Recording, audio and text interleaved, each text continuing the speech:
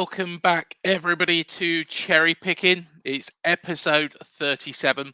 I know we've been away for a couple of weeks, but it's been busy. It's been busy away from the channel. And of course, beside me, I've got our main man, Mr. Manny. How you doing? All good, mate. All good. Been a long time since we did some cherry picking, and I'm really glad to be back. And it's good to catch up with you again after a gap. And I know probably you've been dealing with a few things of your own, but as always, being in your company always makes me happy. Yep, definitely, and likewise. And of course, been to Paris recently as well. Actually, quite a funny story actually about Paris. Ooh la So la! Can't ooh wait la to la. hear it. Well, to be honest, it was one of those moments where time just slipping away. So I left 2 hours before getting the Eurostar, and I thought, right, okay, you know, a Friday morning, it'll be plenty of time, get there in an hour, and then, I've got an hour at Gardenoord station. Little did I realise how populated Paris is, and of course the Rugby World Cup as well. Um, I got there with 20 minutes to go, but I tell you what, outstanding and so hospitable as well. Um, the French were, in helping me get through all customs. I can't believe it. Customs in about 10 minutes, literally 10 Wow. minutes they got me through there. There was big queues, but they fast tracked me. So yes, what an adventure. But yeah, amazing time. And yeah, I'm sure I'll be out on my travels again very, very soon. Of course, if I had missed that train, I probably would have missed our game against Wolves, which, let's be honest, might not have been the worst possible thing considering it's not good, is it? It's not good. Mistakes at the Nope. back. Iraola is really a man under pressure now, isn't he? We will speak about Iraola, but let me also just start by briefly, paying tribute to Gary O'Neill. I remember you saying, of course, Yep. that you were going to give him a standing ovation. It probably would have been basically just an ovation done by one, but certainly well deserved for the role he played at Bournemouth while he was there. And it's just a shame that a lot of people see it fit to still try to have the sour grapes mentality and say, you know what, we made the right decision in sacking him because, we didn't like the football. And we've got some great football now. We're just making some poor mistakes. But to say that he um, was no great shakes at Bournemouth and isn't really doing the business now at Wolves is out of order.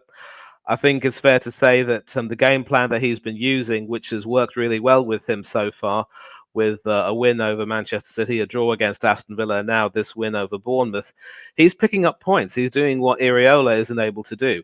And at this stage of the season, the fact that Bournemouth aren't doing well is really a bit of an indictment of how hasty the process was in terms of sacking Gary O'Neill and bringing Andoni Iraola in. And my good friend Del Boy Gunner TV, shout out to him. What's the crack? Yep. What's the bleeding story? And all that came in the chat for one of our shows on Oris Talks Football. You know him too. Shout out to him. Yep.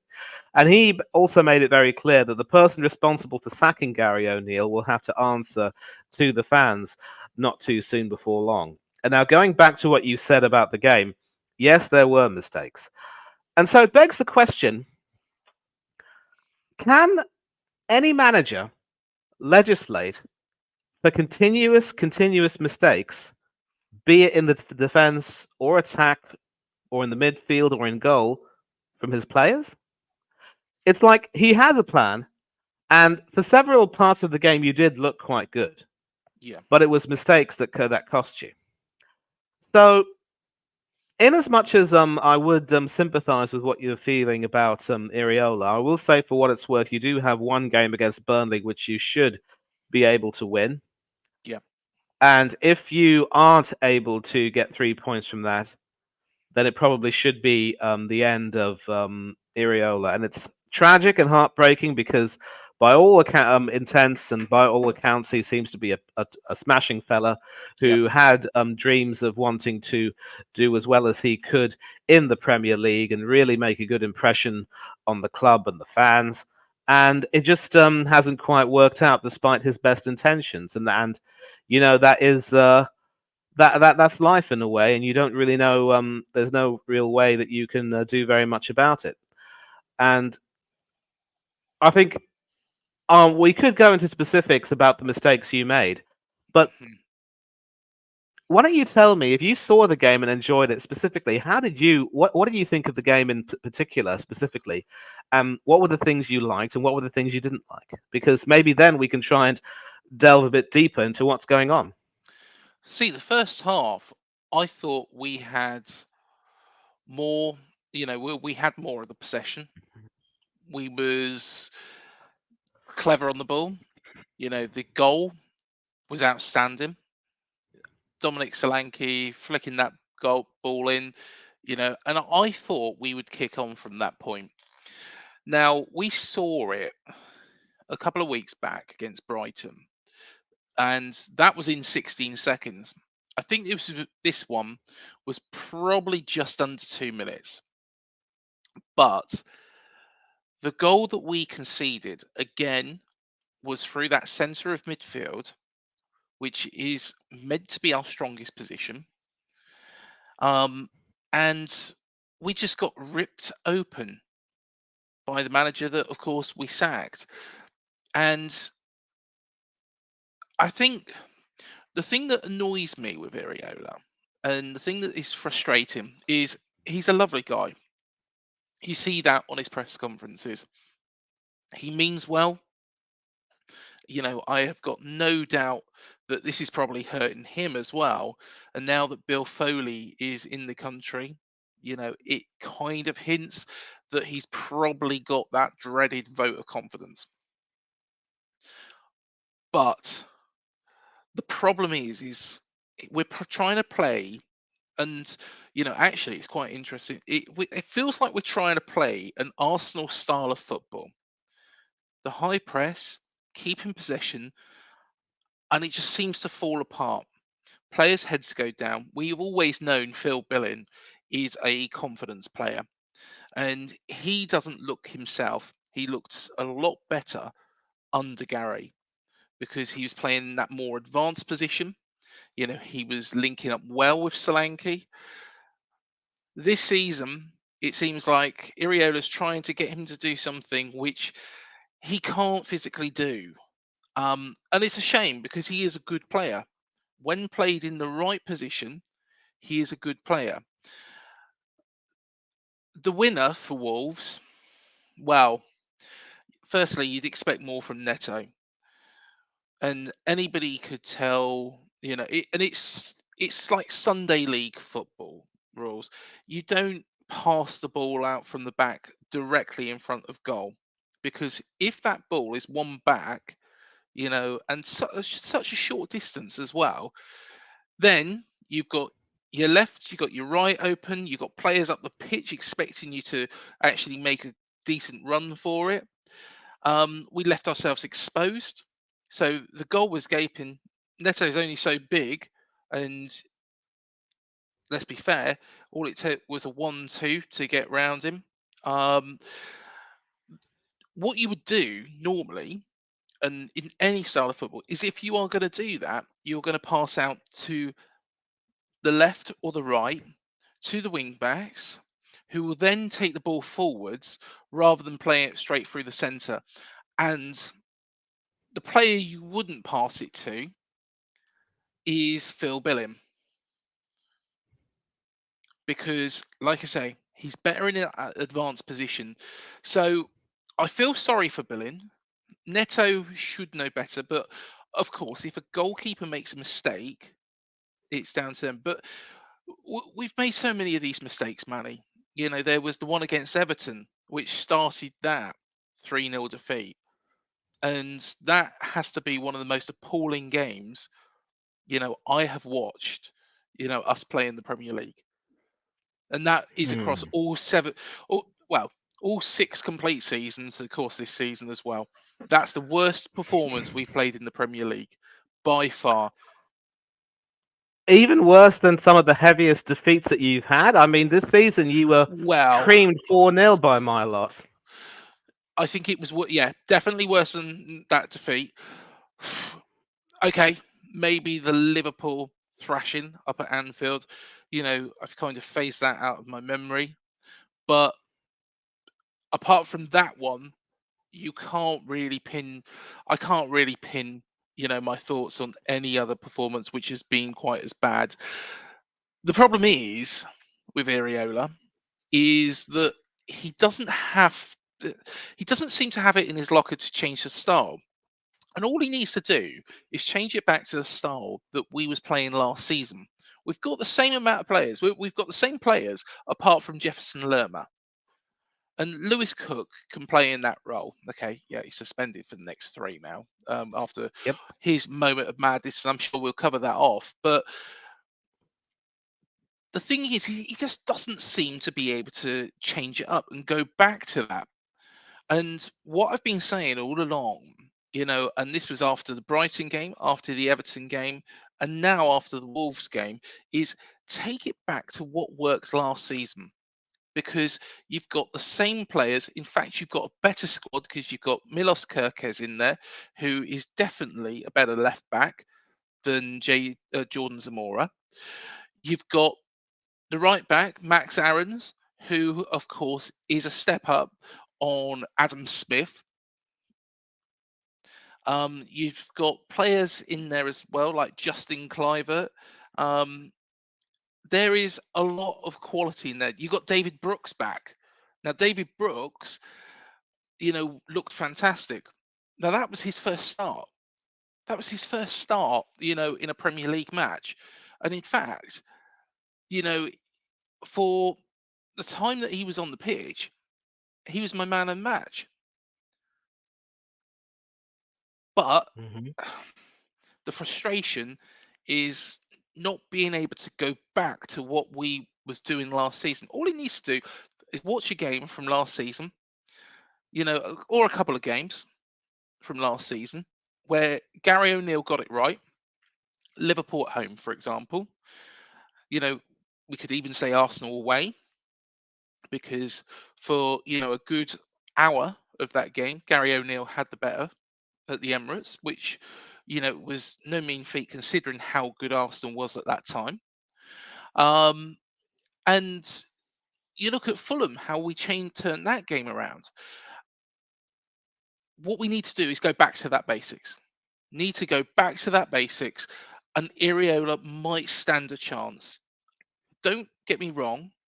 I think that he can go back into what he's trying to implement because, yes, it is more attractive. We saw it against Chelsea and against West Ham. I thought this is really good. It's more attractive than the Gary O'Neill style, but it's a points-based game. Football, if you don't get the points, you could play the most beautiful football that the Premier League has seen. If you don't pick up, enough points and you finish in the bottom 3, you go down regardless. Yes. What's ironic about this whole thing, Craig, is that he cut his he sort of made his name really as a manager at Rayo Vallecano after a stellar playing career with Athletic Bilbao and other clubs, of course. And a lot was basically mentioned about how he was able to secure victories over the likes of Real Madrid and Barcelona, and also steer the club to Copa del Rey semi-final positions. Now, I'd like to think that he's intelligent enough of a bloke to know that when it comes to playing clubs like Real Madrid and Barcelona, who are well known for their fancy, free-flowing football, 9 times out of 10 or 99 times out of 100, you will never be able to beat them at their own game. What hurts me as well to see is that he just doesn't really seem to realize that, you can't play this way against every single team. And of course, with a Basque connection, because I did mention that he and my manager so called, that is, Mikel Arteta, were in the same youth team back in Spain, the same under-10s team back in Spain, I should be specific. And Arteta has this habit of trying to continue to persist with that same inverted style, even if it means picking a few different players. He obviously has a huge fetish for an inverted left back for some reason. So he saw it fit to send out our best left back, Kieran Tierney, on loan, and has been persisting with a combination of Alexander Zinchenko and Takahiro Tomiyasu. He even put some Urian Timber in that role, and he didn't do too badly, only for the poor fella to suffer an ACL injury, which has ruled him out for several months. Hopefully, he should be back before the end of the season, but we can't afford to rush him. And the worst part is that he uses the same sort of tactics again and again, practically against every single team. And so, if a team is able to play or for a formation with 2 wing backs and 3 central defenders, for instance, or just have, the very fast wingers just bomb down the flanks. Both Zinchenko and Ben White have been found wanting this season. And Tomiyasu has done very well, held up an end. But I think, the sight of a right-footed left back, all due respect to Dennis Irwin, but I think for Ireland, Steve Staunton was a better left back anyway, is that I just don't like seeing right-footed players at left back. I don't like seeing them inverted. I prefer the traditional overlapping fullbacks who are able to provide support to the wingers and then come back and defend exceptionally well. And Arteta now knows that when you play with something more resembling of a proper back four, because Tomiyasu doesn't cut into the midfield very often like Zinchenko does, you get a little bit more in terms of defensive solidity. But it's sort of like a my way or the highway approach, and my style has to fit everything. And you can't allow managers to sort of get away with making the same mistakes again and again and saying that they're in a learning curve. In fact, I often say the definition of insanity is doing the same thing again and again, expecting a better result than last time. And I am not about to say anything derogatory about your manager. Please do not misconstrue that.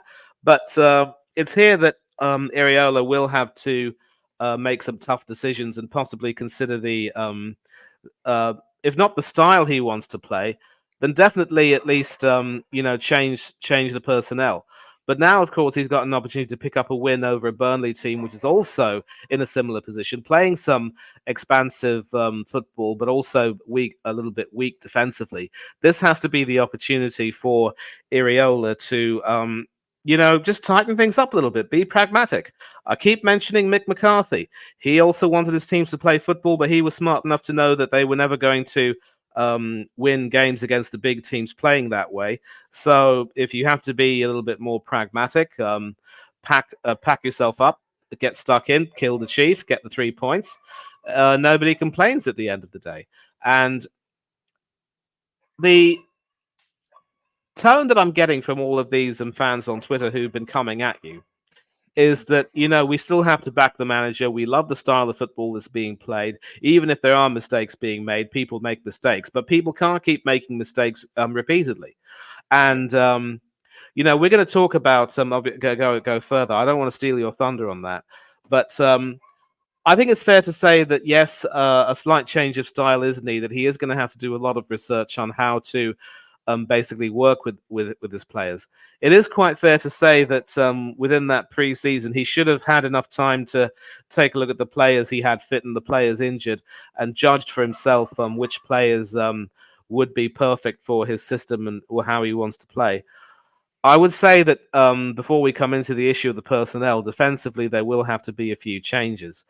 But so to come into that, do you think there are some changes in personnel which would help? Because I definitely have a few in mind, but you need to make sure that you put your points of view in first. This is your channel, after all, I think Brooks needs to start against Burnley.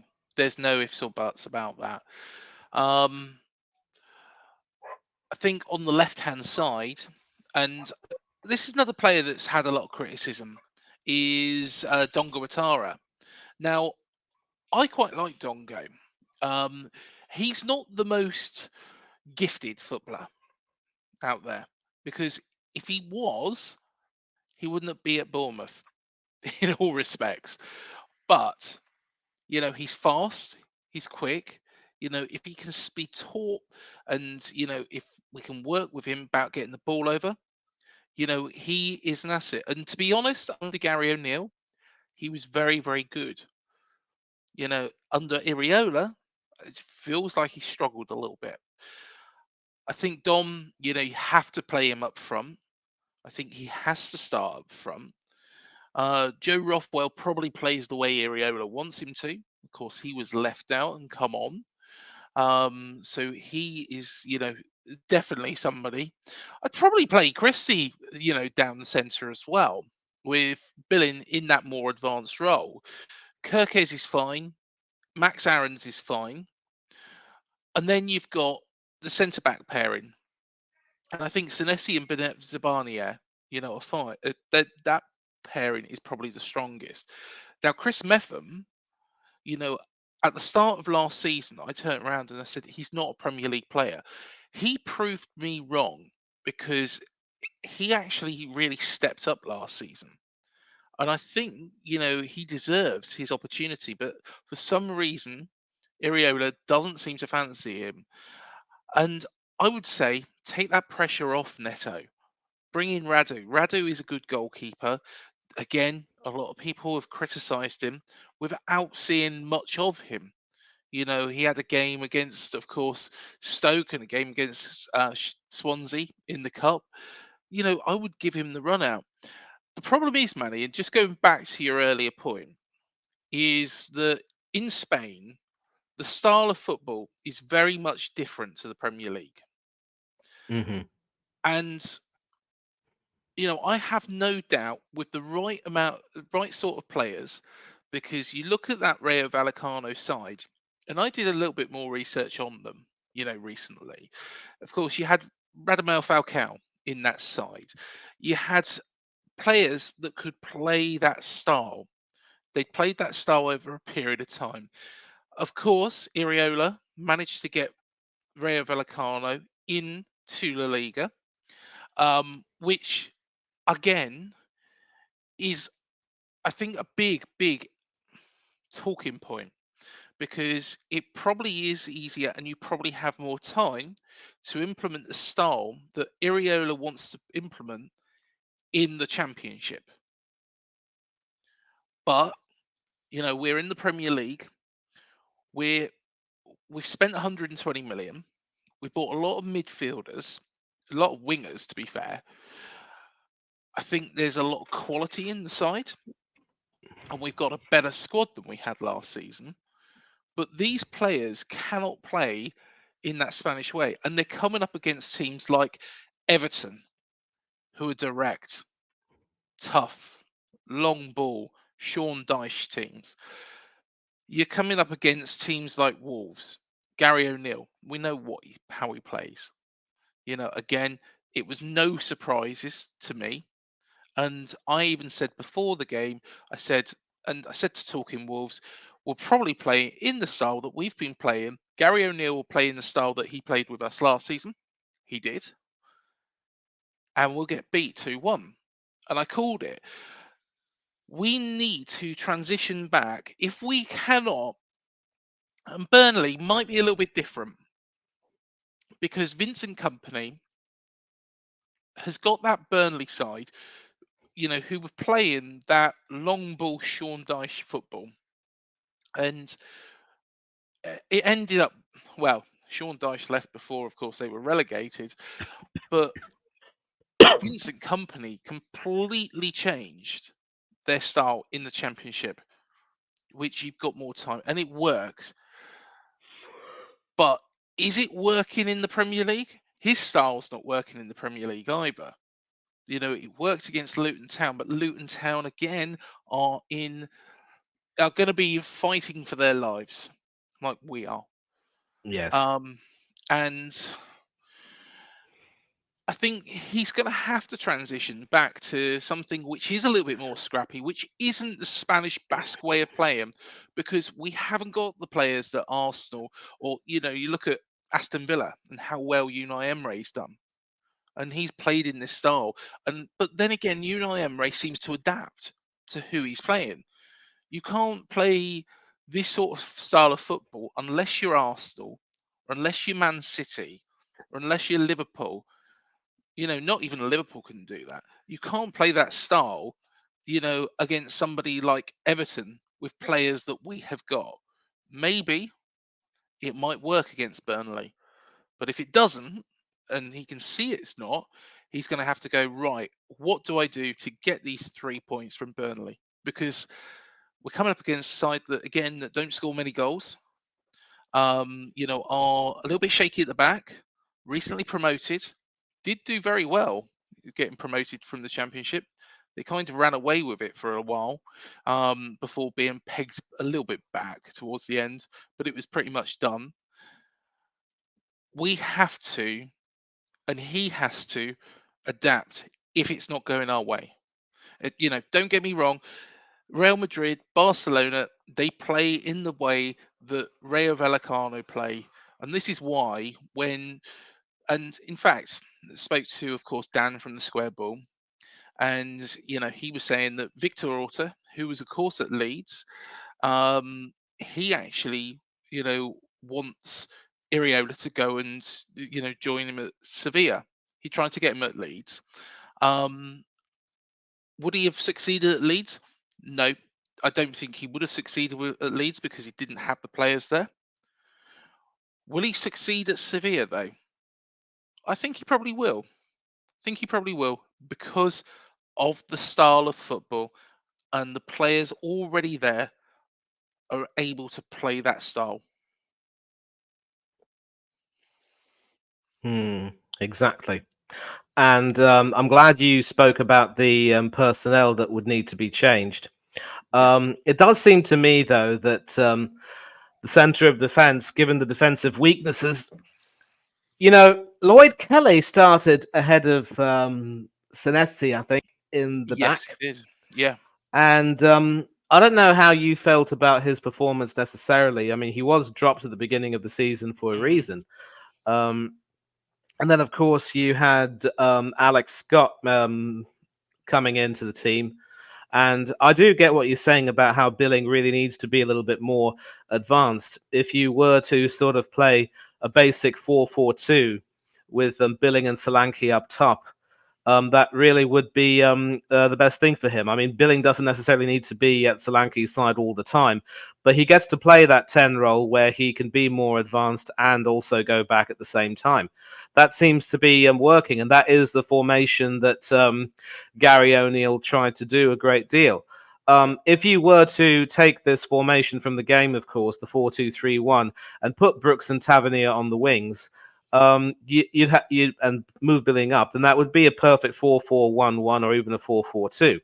But I also really want to compliment you on what you said about Dongo Otara. I do believe that Marcus Tavernier is struggling a great deal. He struggled, of course, along with Kluivert when Bournemouth played Arsenal. And, of course, when Otara and I don't quite remember who came on. I think it was Sinistera who came on, maybe. Yes, Sinistera. I think there was a little bit more in terms of, there was some solidity and purpose. But then, of course, Ben White scored near the end of the game, and that was that. And I think Iraola now has to start being ruthless. And I think Arteta also has started to realise that there are certain players in his team who cannot get away with not pulling their weight. And that's why he's, dropped some of them. I mean, he took away Alexander Zinchenko for the Champions League game against Sevilla, now that you mentioned them, and started with Tomiyasu and didn't even bother to bring Zinchenko on. Now, whether he brings Zinchenko back against Sheffield United, I don't know. In all likelihood, that is what he'll probably do, because the inverted style, or as I prefer to call it, the perverted style, works a treat against teams like Sheffield United. We put up amazing XG stats and play some really silky, seductive attacking football, which is the envy of the Premier League. And then when we try to play that way against the likes of a Manchester City or whatever, or any other big team, we end up getting blown out of the water. And before people come at me and say, mate, you beat Manchester City at the Emirates this season, that was a win where City didn't play at their best. They didn't force our goalkeeper, David Raya, into a save. They were, of course, missing Rodri and Kevin De Bruyne, which is perfect proof that in as much as they have a good squad, even some of their best players missing can hurt them. And our winning goal was a lucky deflection, this time off former Cherry Nathan Aki, of all people. So we can't look at that and say that we are, the best team in the country and we're on our way to winning the league, because what do we do against Chelsea subsequently? We completely fluffed our lines and had to rely on favours. So we're not doing too well either. And tactically, Arteta's proving that he's not quite adept at setting up a team, although at least I'll give him credit, his substitutions in theory have improved a bit. But back to Bournemouth, I think he's got to sort of consider being a little bit more flexible in his approach. I love how you mentioned Unai Emery. He's become very flexible in his tactical approaches, whether it's playing a 4-4-2 or having that be a 3-4-2-1 with Matty Cash and Luca Digne sort of bombing up and down. He's in a position where he can actually play, Cash as more of a winger and sort of, have Ezri Konsa at right back with two more centre backs in the picture, and then that ends up becoming more of a 3-4-2-1.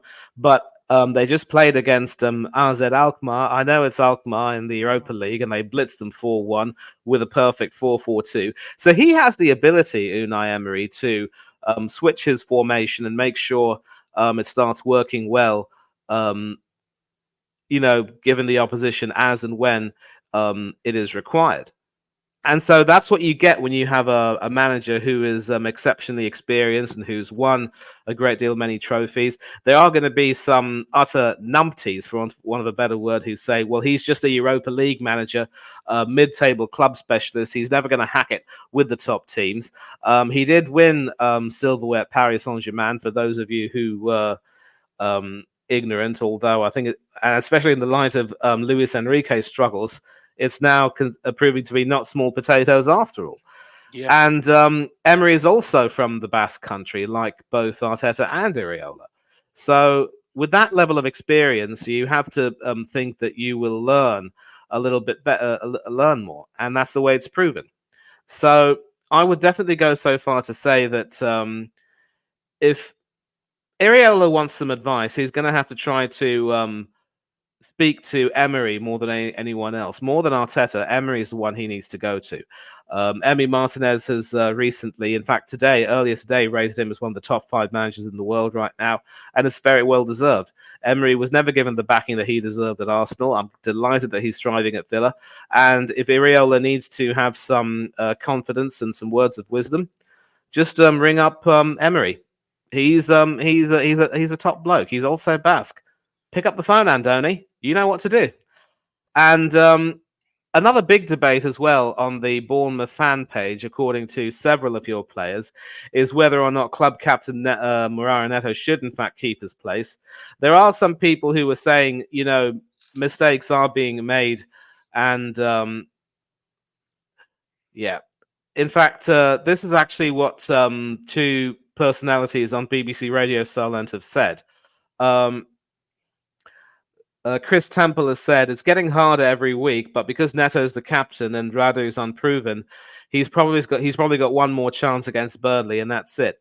Neto also has 3 yellow cards, and he might be getting frustrated about some stuff, and there is a real chance that he gets suspended for getting 5 yellow cards before the Christmas period. So he might come out of the team automatically, so there's another factor there. You do need those senior pros, and you've got to leave him in. He hasn't been very good. We don't even know where he's mentally at. And I think it has been mentioned, I think I must say this, that his very close family bereavement at the back end of last season was made public. Yes. I wonder if that affected his form. Nobody knows how much it affects him when he's a long way from home. And it's been notable this season how his performances haven't been the same as what they were last season. So the game against Burnley is far too big a chance to give Andre Radu a chance. And it's interesting here because Jordan Clark has said neither Neto nor Radu bring in the old pro Darren Randolph. Hasn't played for 2 years, 36 years old, over 400 league appearances in his career. Also a former Republic of Ireland international who was one of his team stars in their Euro 2016 campaign. Granted, not many of those appearances came in the Premier League, but Bournemouth are going to need some calm heads, experience, and leadership from their goalkeeper, and they're not getting that from Neto at the moment. If they chuck Randolph in, it would be good, but we just don't know if he's fit, and because we haven't seen him since he came in. It's a crazy suggestion, but you have to look at the options. If you take Neto out, Randolph has to be the better option than Radu, who has just played 2 League Cup games. Yes, both of them have been wins, but the big test, of course, for Radu will come in the League Cup against Liverpool. And a lot of people are saying that in as much as Neto has been, erratic, it would be a very big call to drop him. We're having a very similar situation right now with our goalkeepers, including, of course, an ex-Cherry now in Ramsdale and the Brentford goalkeeper David Raya, who we signed on loan. Ever since Arteta's decision to take the Englishman out of the firing line and put the Spaniard in, the Spaniard started okay enough against Everton, didn't put a foot wrong, but has started to, really worry people by looking a little bit wobbly with regard to his distribution and his playing from the back. Against Manchester City, he was very, very lucky not to, concede a goal by dawdling too long. And when Julian Alvarez came running in and got the ball from him, he ended up blasting that into the side netting as opposed to the open goal. He made one pass to Tomiyasu. I always think that Tomiyasu really should have not overrun himself and really looked for his goalkeeper. And if he had received that goalkeeping pass, that wouldn't have been a problem. But then from there, Lon scored that. And the rest is history. And against Sevilla, he very nearly conceded a dreadful goal by diving low to punch it, and it ended up mercifully bouncing all the way onto the top of the net. But Arteta has been very public in backing his goalkeeper, saying, I made the decision to put Raya in, and he will stay for the foreseeable future. But that doesn't mean that he can't be dropped again. But a lot of people have made it crystal clear that I know that Ramsdale still has a special place in the hearts of Cherries fans. But there are so many Arsenal fans who can never really forgive him for getting lobbed from the halfway line against Sporting Lisbon and not even saving a single penalty, which dumped us out of the Europa League. And in the back end of the Premier League, while he did make a couple of fine saves against Liverpool in the last minutes to deny Mohamed Salah, he was definitely at fault for goals against West Ham and Southampton and a few other teams. And that cost us as we ended up floundering. And what angered me personally was that when Ramsdale was making those mistakes, Matt Turner, who didn't put a foot wrong in our Europa League games and our cup games in which he played, and also starred for the US in the World Cup in the middle of that season, was never given a fair chance to show how good he was. And when he did play for us, of course, in those games, as I mentioned, he caught everything cleanly and didn't put a single foot wrong.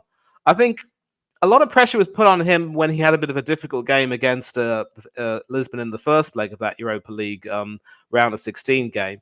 But looking back at Ramsdale's performance, I think it's fair to say that I would have stuck with Turner, really. So a lot of people said that we needed to strengthen and get a goalkeeper who would be competitive with Ramsdale. And I'm glad that it happened. I just didn't necessarily think that Raya was the best choice. But now Arteta's sticking with him. So Iraola has to take a call.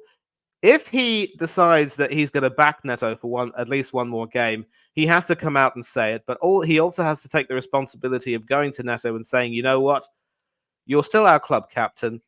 We do trust you, and we are right behind you.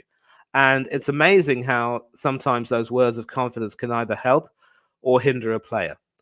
And however, if Neto feels as though he does need some time away, then he's going to have to take a look at his options. It could either be Radu, it could be Randolph. And what's funny about it being Randolph is that, he was brought in to be the third keeper, and you and Matt were discussing about how he could be that type of Scott Carson style third keeper / senior pro who could be a captain off the field and wouldn't be expected to play very much. But now we're in a situation where his experience could come in handy if he's fit enough. And yet we haven't really seen him play. Maybe he's played a few reserve team games to keep himself sharp. We don't know. And I would definitely like to see Dongo Atara back in the side. I think Tavernier needs a rest. Yeah. David Brooks definitely needs to play.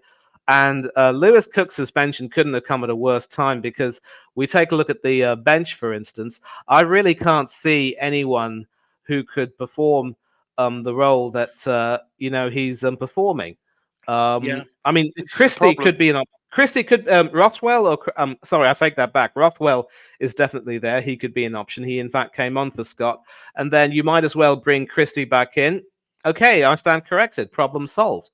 And I know that Aaron's maybe a bit of an upgrade on Adam Smith, but then if you need a little bit of experience and some leadership, it might not be a bad idea to bring Smith rope Smith in for this particular game, and then bring Aaron's on as a substitute later on against Burnley, and try something, and just try and have a heart-to-heart chat with the players and see what can be done from here. But things have to change, Craig. Things have to change. I mean, the manager has to sort of be a little bit more flexible. He's got to try and understand what he wants from his players and what he can try and hope to achieve by making either making a few positional changes or personnel changes, and then just show that he's being a lot more proactive. You know what I mean?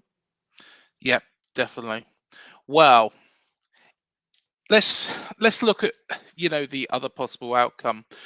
So if we are beaten by Burnley on Saturday, that'll be 3 points from 10 games without a single win on the board. And although it is very, very likely that Sheffield United will keep up their fantastic achievement of only having 1 point, we should be doing a lot better, considering we did so much better last season and we've got a better squad.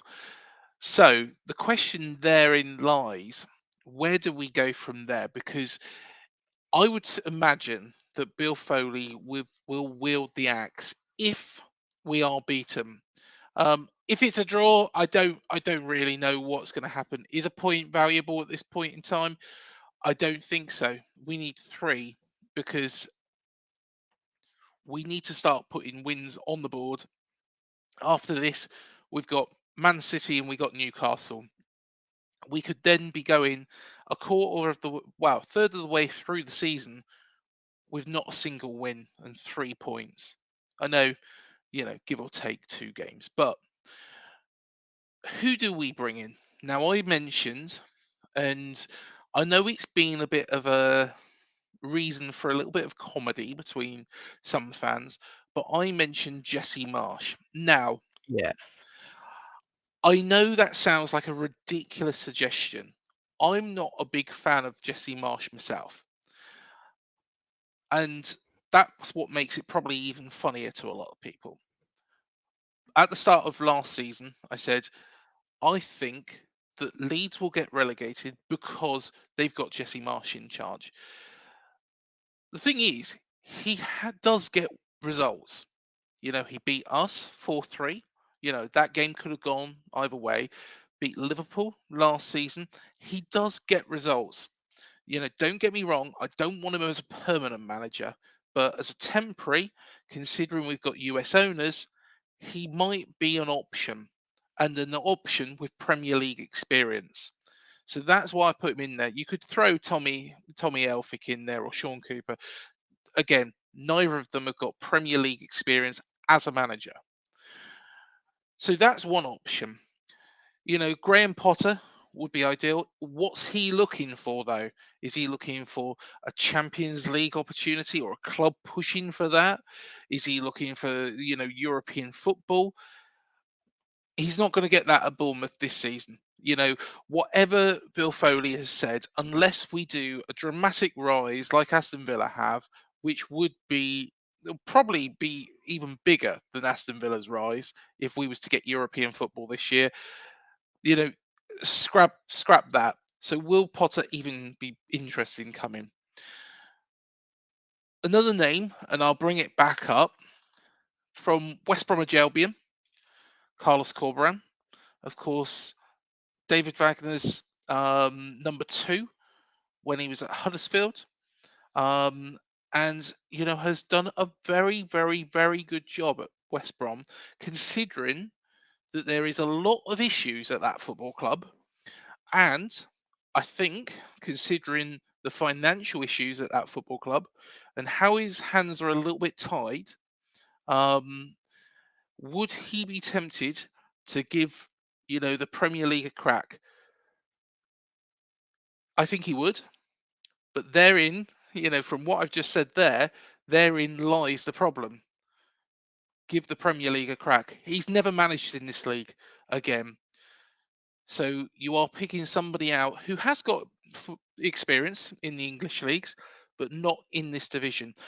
Where the hell do we go, Manny? If Iraola is disposed of, do we go back to the continent for our second international manager? Iraola is our first foreign manager, and Wow. you know, I think the problem with foreign managers is, it's either it works or it doesn't, and it depends on where they've managed previously. Now, you could take some, and I know he would, this is going to extremes, but Jurgen Klopp, again, coming in at Liverpool, it's worked because of the style of German football compared to English football. Spanish football is completely different. It's a lot more tactical. It's a lot more passing. It's a lot more possession based. And even in the Beckham documentary, you saw how he struggled with the likes of Roberto Carlos, Zinedine Zidane, you name it, around him. That's Spanish football. Um, what do we do? What do we do? I think it's fair to say that if the Iriel experiment crashes and burns, going back to the continent, as you would say, sort of like being drawn back like a moth to a flame, would really only set yourself up for more disappointment because, you know, the number of managers from the continent who'd be willing to take a crack at a team like Bournemouth at the state you're in right now, very thin on the ground. Yeah. I certainly wouldn't mind the idea of someone like a Carlos Corberan coming in who could definitely steady the ship. If I mean, Jesse Marsh has been mooted as an option, but let's not forget this is the same person who succeeded Marcelo Bielsa at Leeds United and kept them up, albeit by the skin of their own teeth. And Yeah. yet he was also found out in his second season. One advantage of Jesse Marsh coming in is that once Tyler Adams is fit, he will form a good working relationship with him. And it could very well be that Marsh might be ruthless enough to take the captaincy away from Neto and give it to Adams, who is, of course, the US national team's captain. And he was captain of the team in that World Cup, ahead of others like DeAndre Yedlin and Tim Ream and others. Hmm. So Marsh could certainly be an option short term, and you mentioned it perfectly. You don't want to see him there for the long term. But then, having said that, when Gary O'Neill came in and did a fine job repairing the damage that Scott Parker left, and was rewarded with a new contract, a new deal, I'm sure that you didn't really complain. So I think No. results are what could end up doing the talking. And I'm sure, of course, the football that Gary O'Neill played was not really the best looking at times, but it was very effective. You got the points you needed. And it was just a case of, things starting to go a little bit pear shaped near the end. But by the time you did the job you had to do, and you were never going to be in threat of going down. So I wouldn't mind Jesse Marsh, obviously, but one more name which I wouldn't mind having at Bournemouth is someone who, in fact, actually has a very experienced career in management, who performed an absolute miracle at Huddersfield Town, and yet who was disgustingly treated by them, along with his assistant, despite being legends at that club in a way. Yep. And from what I've last heard, could very well be free. Step forward, Neil Warnock and Ronnie Jepson. Yeah. And you know what? Wherever they go, they seem to get the best out of their teams. I know he didn't really have a great spell last time round at Cardiff. He managed to get. To be fair, actually, no, I'll take that back. Cardiff, when he got Cardiff out of the Championship, nobody expected Cardiff to get out of that Championship, but he got them out of there. Okay, they did get relegated, but personally, we're a lot better team than that Cardiff team.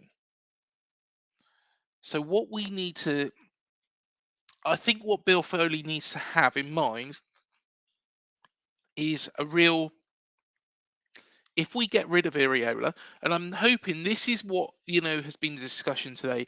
If we get rid of Iraola, what is the plan? Like I say, Jesse Marsh was just a suggestion as a temporary period.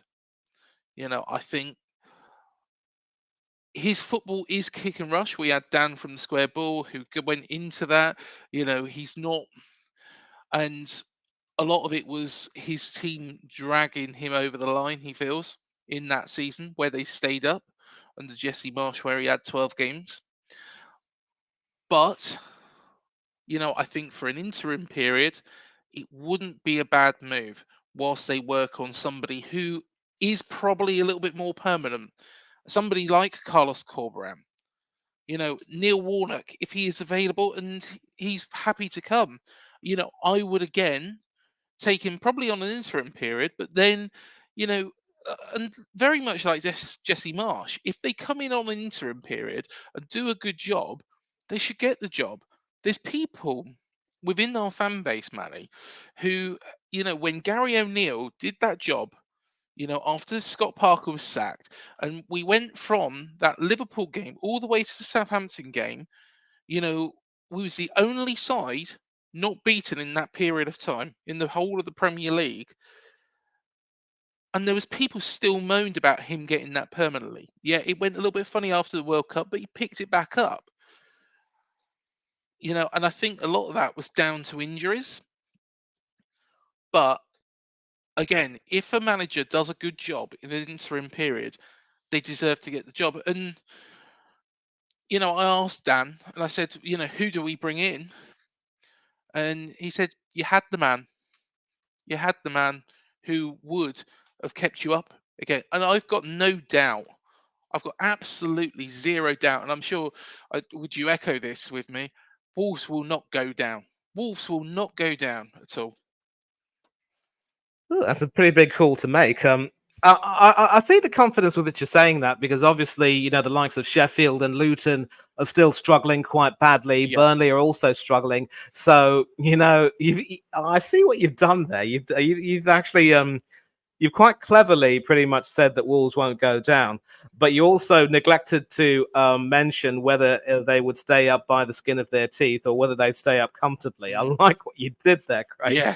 But let's give Gary some credit, because a lot of people have made it clear that when he joined Wolves, Julian Lopetegui left the club, and not through the manager's fault. They were in an absolute mess, really, because of the board, and several of their players had left. 4 days, was it? Was it 4 days he had before the Man United game?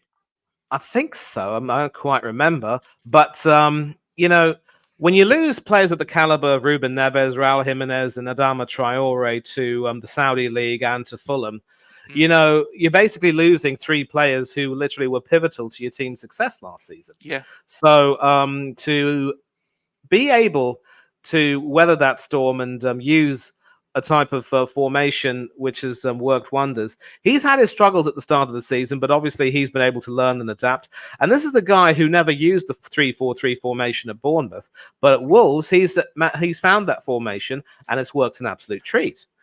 Beating Manchester City, securing a creditable draw against the high-flying Aston Villa, and now, of course, this win back at his old stomping ground. And also, let me just say, well done to the man.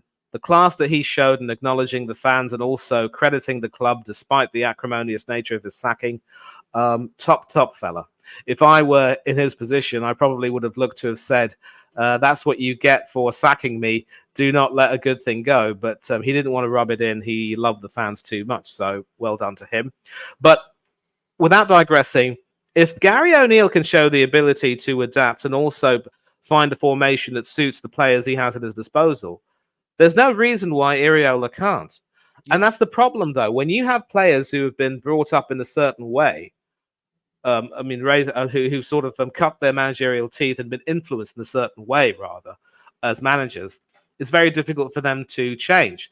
And Arteta has no experience at all. He learned what he had learned by being Pep Guardiola's assistant. He was able to secure an FA Cup win with Emery's squad, but since then hasn't really accomplished very much. And before people talk about the second place finish, we are going to be remembered years from now as having performed the biggest bottle job in Premier League history. So that is not something of which to be proud. I was gutted when we lost the league in 2003, despite being ahead for some ways. We could have won a historic second consecutive league and cup double, and we couldn't quite do that. But this was much, much, much worse. And if you take a look at how Unai Emery has been able to evolve as a coach, despite some of the setbacks that he's had, Arsenal, of course, being one such setback, you know, you take a look at him and say, that's the example to copy. And that's why I'm telling Andoni, pick up the phone and dial Unai, the Sultan of Unai, as the Aston Villa fans call him. And he can at least give you some advice on how to go about things. And that really is the only thing he can possibly do right now, because you have a situation right now where someone like Andoni really doesn't have the confidence to. I don't know if it's necessarily stubbornness, but it's also the sort of confidence, because when you decide to change a style, it's not going to be easy, and there will be some pushback, some teething problems, or what have you. Maybe he doesn't feel as though he can do that, but he has to make some tough decisions now. He's got to be brave. And when he's taken up a job like this, you know, sometimes you've got to be brave and stand on your own 2 feet. It's a lesson that Unai Emery will know very well, and that's why Emery would be the best person to talk about it with. And it's sad, really, to see the club going through this sort of phase. And I think it's fair to say, as you and I can both agree, that the way in which this ambitious step was taken was certainly not done the right way. And as far as Graham Potter is concerned, look, he went to Chelsea, who were in the Champions League. And ironically, the club did well in the Champions League under him in the group stages, but then came a cropper. In the Premier League, they started losing far too many games. So I think it's fair to say that he won't be looking for a big challenge at this time soon. And for the work he did at Brighton, on which De Zerbi is expanding, his value lies best in taking up the reins at mid-table teams, but not teams at the extreme ends. So if you were to put him in charge of a Bournemouth team,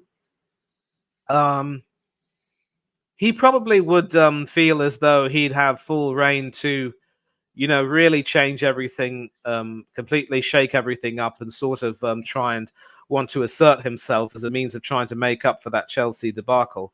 And personally, I just don't know if he's necessarily ready. If he were to accept the challenge and say, you know what, I wouldn't mind coming down to the South Coast and managing you lot, well, good luck to him and good luck to you. But I think as an interim, I wouldn't mind Jesse Marsh. I think if you were to call up Neil Warnock, who I'm sure has a pretty good relationship with a certain Henry James Redknapp, there's no reason why Warnock wouldn't say no. Yeah. I mean, there's no reason why Warnock would. There's no reason why Warnock would say no. Double negatives, Freudian slip. Pardon me. No, that's fine. Well, final thing. Well, two final things really. The final thing on the Bournemouth perspective that I wanted to discuss with you is there has been a lot of criticism of Neil Blake and Richard Hughes in all this process. Oh, yes. Now, of course, we have this now, and this never happened when I was younger, when we were younger, where, the manager was responsible for bringing in the players that he wanted and getting rid of the players he wanted. Now, Richard Hughes is in charge of the recruitment effectively at the football club. Neil Blake is the CEO who makes all the does all the financial side of things as well. Now, I've met them both very, very nice people. Now, one thing I would say is that a lot of the R fan base are saying that these two people, Richard Hughes in particular, needs to go for his recruitment. Now, I disagree with this because you look at what he's done throughout the leagues, and you look at what he did, when we was in the Championship. Ben Pearson, he got him for peanuts. and he was a pivotal part in us getting back into the Premier League. Yeah, don't worry. He did, well, don't make no qualms. He wasn't good enough for this division, but at the same time, it's the players that they've bought in on the cheap and done some good business. Now they've got some big money now behind them, and not every sign is going to come off. But do you think it's unfair to actually start pointing the finger at these people, or do you think it's really just deserves because they've got this?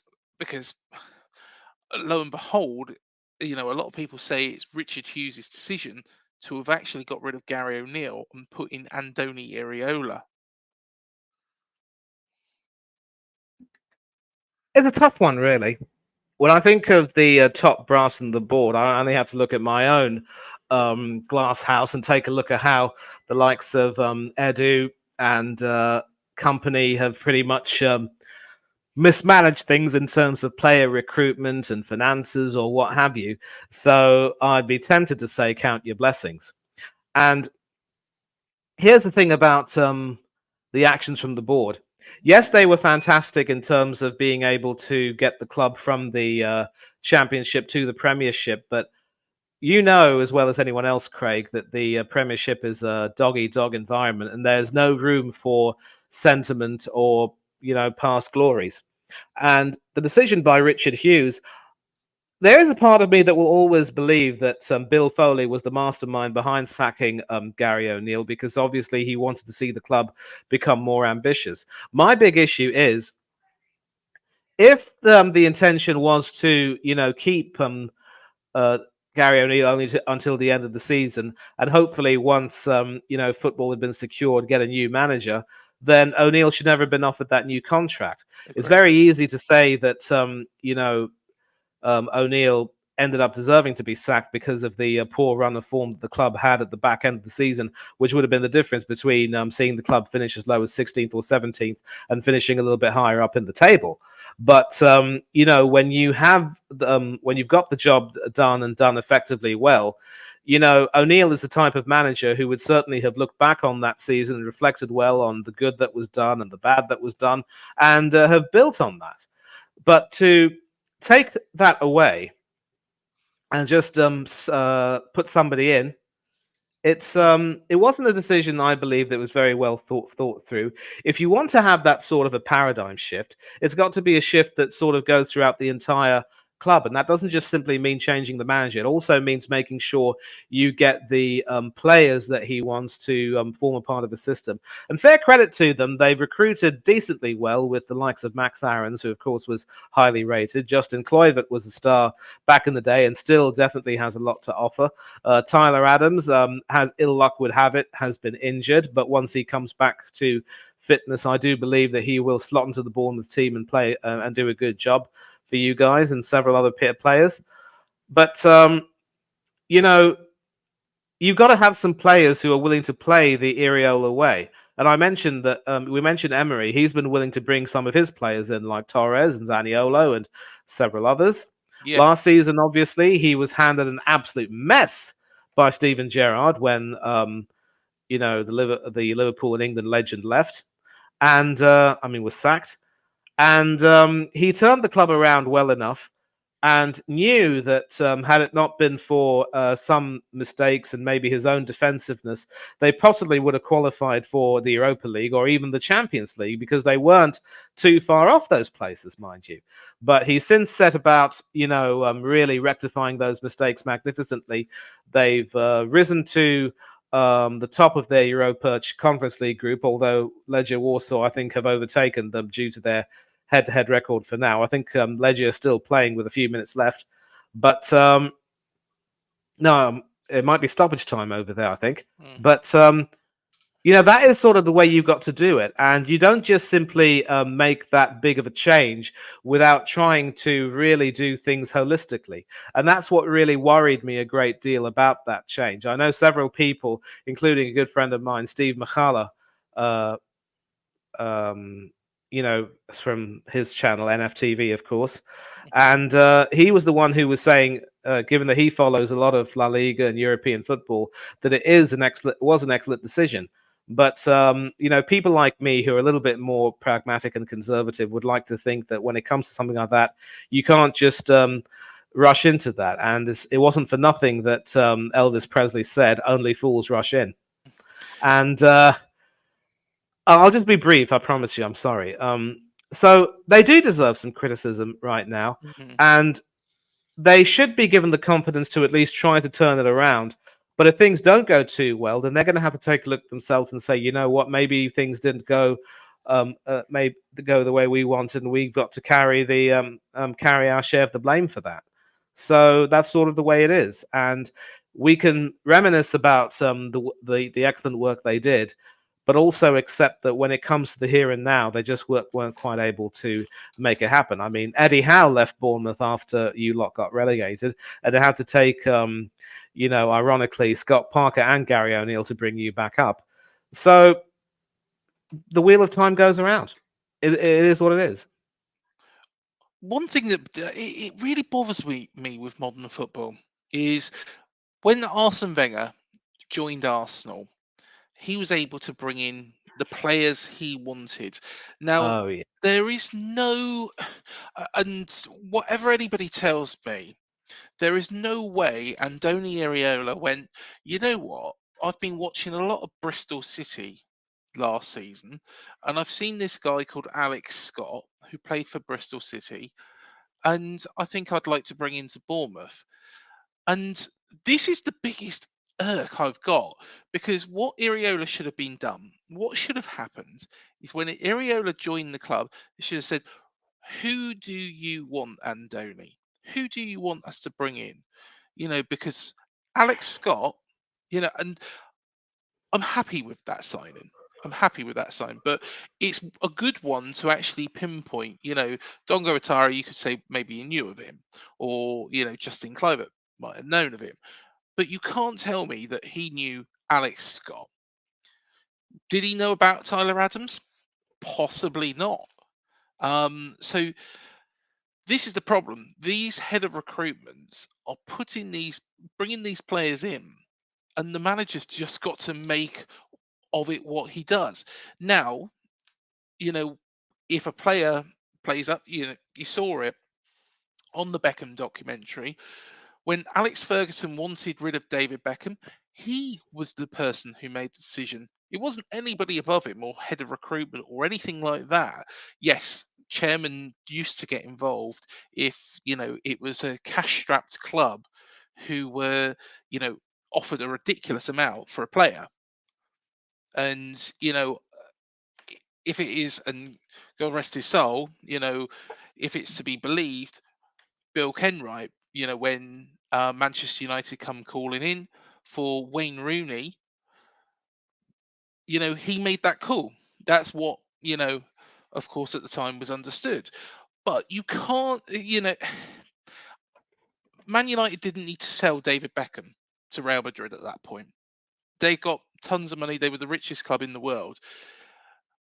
You can't turn around and say to me that, Andoni Iraola knew who Alex Scott was, and this is the problem. Is I feel that Richard Hughes should have asked him who was on his list and gone and got those people, and that is the way potentially of changing that style. And maybe I'm sticking up now for Andoni in a sense. Maybe he hasn't been given the players that would have made this job easier. I completely agree. I completely agree. And I'm glad you mentioned Wenger because obviously Wenger was smart enough to know that he couldn't just muck about with some of the more established players that he had in his team. Mhm. The players, of course, who had achieved plenty of success under George Graham in years gone by. The back four in particular was pretty much a no-go. But he also realized that in the likes of Paul Merson and Ian Wright, he had players who, in the long run, weren't able to be a part of his system. I believe he also had David Platt coming in at around about the same time, who was coming to the end of his career. And I'm delighted that the former England captain was able to end his career with a League and Cup double with us. I don't know if Platt was on the bench for the final or played, and or he played, but I will find out very sooner rather than later. Mm. But yeah, so Wenger obviously had things working for him, but he also had the sense to know that there are some things that he didn't want to change, and he was able to work brilliantly with that. And yeah, that is the way you got to go about it. You're absolutely spot on. If you put your confidence in the manager, you've got to make sure the manager has his say, and that's exactly what Spurs did with Antonio Conte when he came in to replace Nuno Santo at Tottenham. But the following season, they ended up, buying too many players, several of whom Conte didn't want, and the season ended up, going a little bit pear-shaped for them in comparison. So I think it is, yeah, and I'll just confirm that David Platt did actually come on as a 62nd minute substitute for Christopher Rhett. So he did, in fact, earn an FA Cup winners' medal in addition to a Premier League winners' medal, and I'm delighted for that. But yeah, so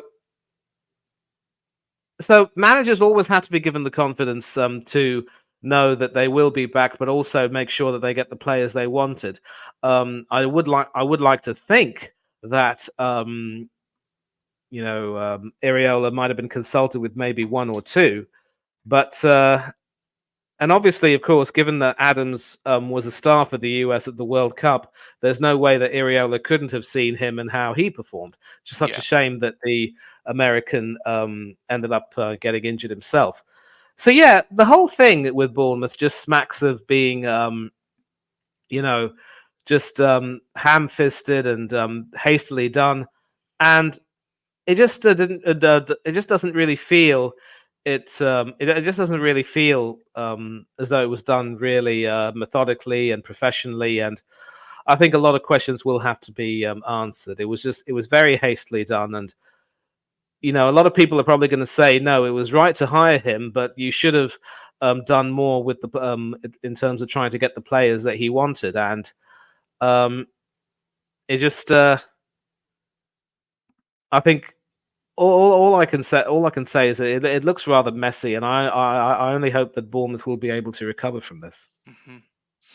I think, as well, just going back to the point, I think managers need to be given that flexibility that Wenger enjoyed and Alex Ferguson enjoyed, because don't get me wrong, it's on a different scale, because when Wenger went into Highbury, he had the likes of Nigel Winterburn, he had Steve Bald, he had Tony Adams, Lee Dixon, he had David Seaman in goal. He had that real core quality.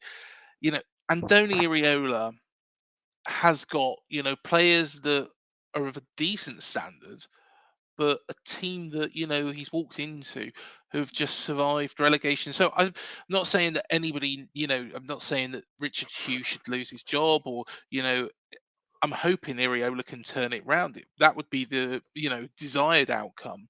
But I think everybody needs to change. I think Richard Hughes needs to be able to turn around and say, "Look, I'm no longer going out and just picking the players I want.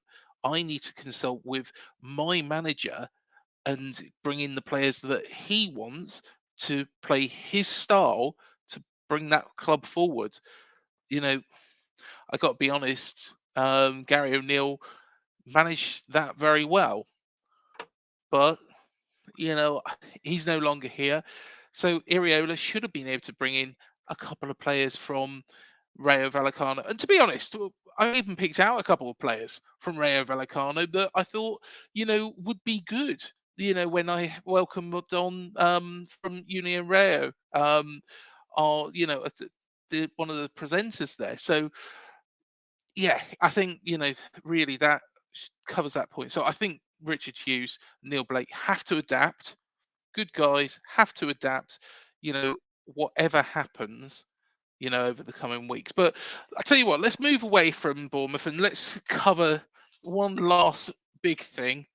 You probably know which way I'm going, because this has been announced today. The Premier League have suggested that Everton should be deducted 12 points. Now, this is a, and tell me if I'm wrong, Manny.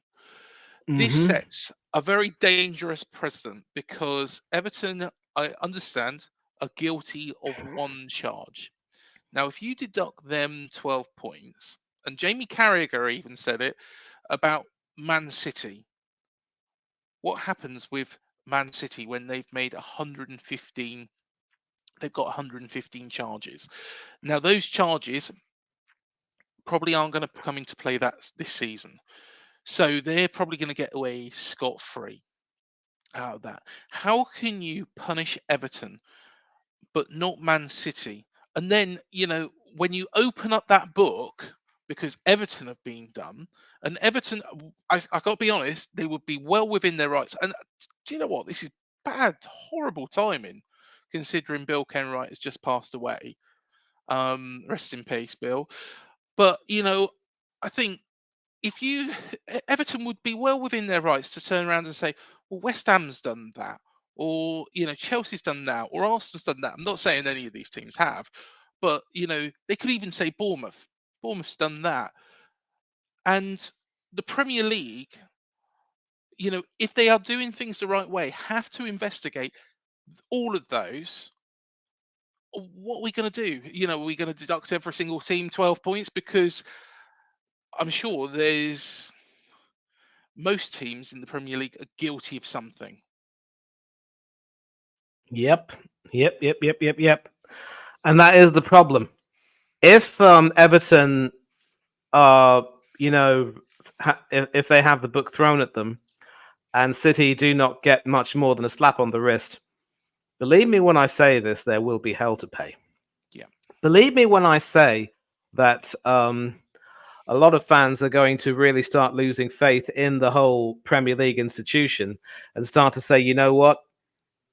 Why should we have to put up with this? Why should we be in a situation where the rich get away scot-free and the poor end up bearing the brunt of the justice system?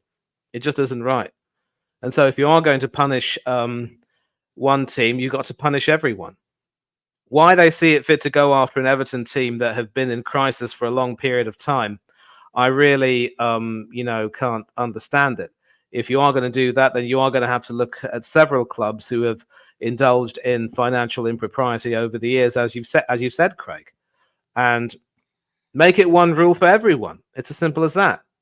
So I wouldn't necessarily have any qualms seeing Everton get punished for their crimes if they are indeed found guilty. We have to live up to that, but have that same system for everyone. Make sure that everyone gets it.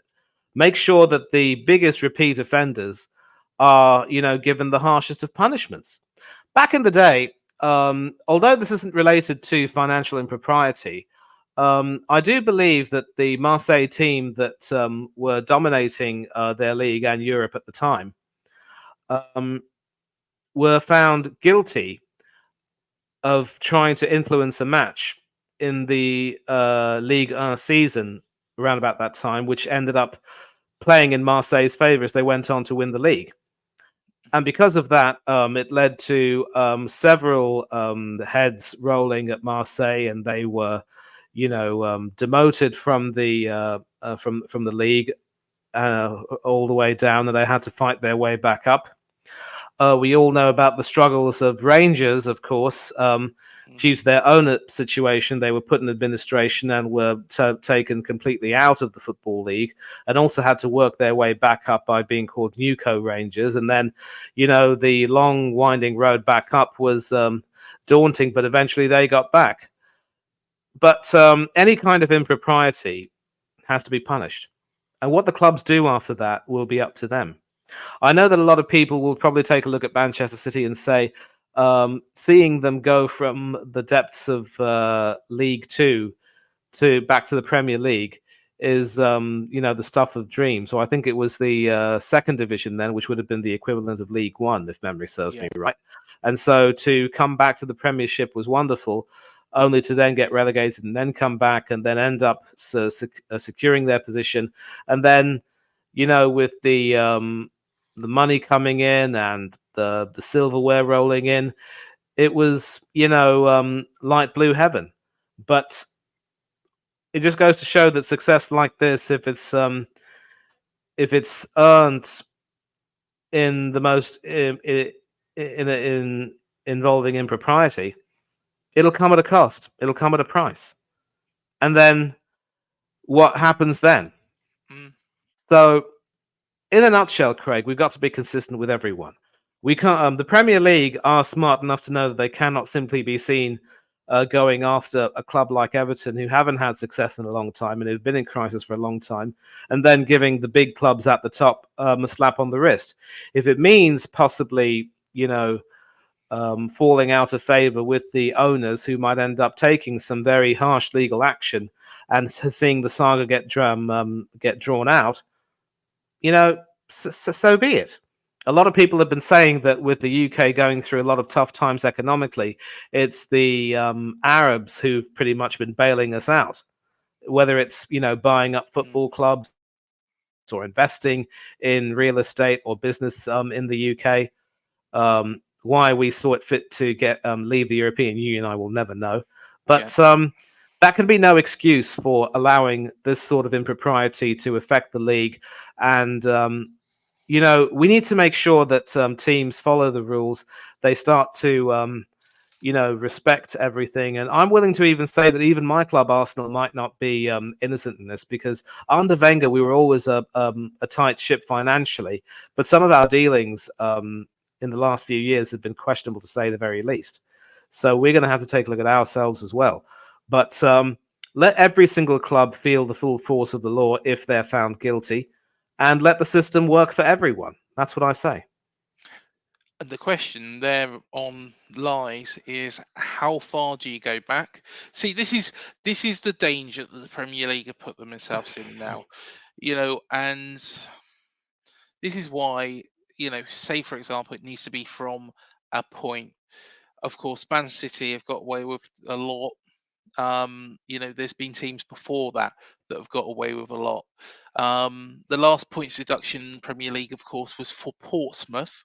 I think there's only been two deductions in the Premier League. Blackburn, I think, didn't attend a game at Middlesbrough, if I'm right in thinking, all those years ago. But Portsmouth, of course, was financial as well, like Everton's would be. But it's, how far do you go back? What do you do with teams that have been relegated? What Some of those teams, are in crisis now.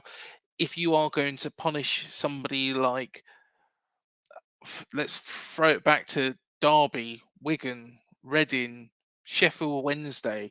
If you're going, if they're seen of doing, breaking rules all those years ago, what do you do about that? Because of course those teams are already in trouble. So there has to be. This is why I think this Everton situation has to be handled very, very, very carefully, because it is going to set a precedent, isn't it? True, but where there is a will, there is a way. And retroactive justice is always a very difficult, tricky sort of thing.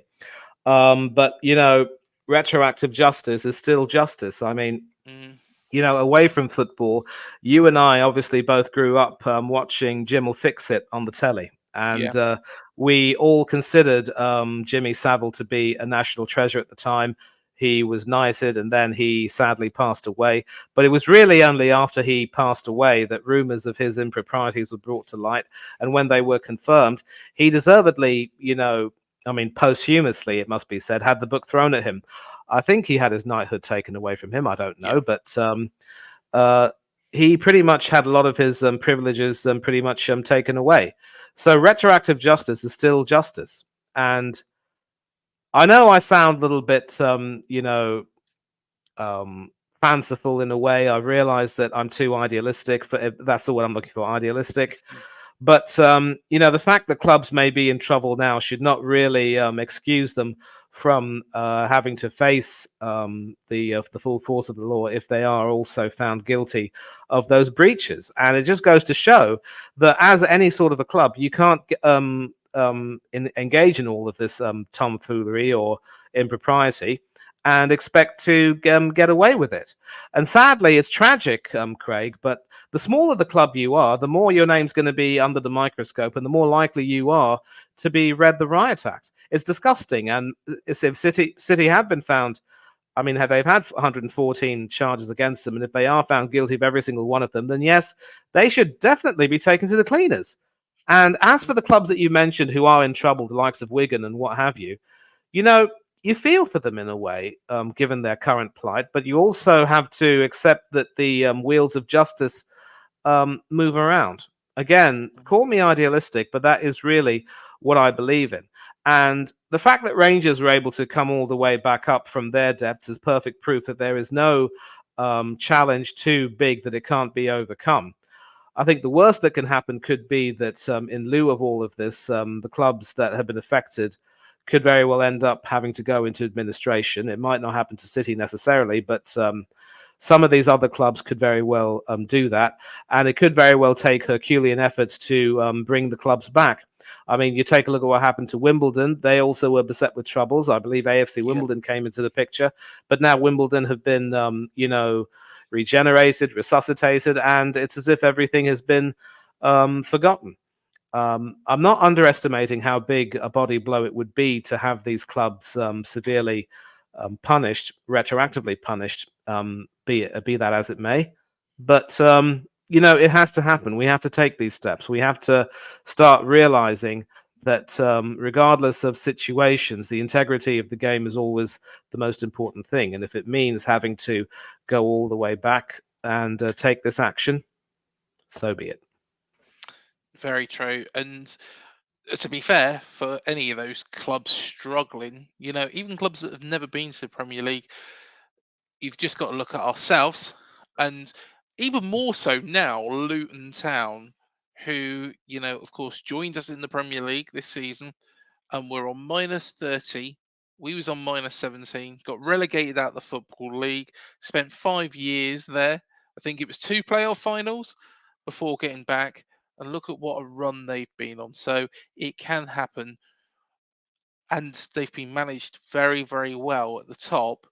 So it goes to show. And do you know what? I say that the Championship is a breathing ground for all these clubs that have struggled, and all the clubs that are in debt. But there is some well-run clubs in there as well.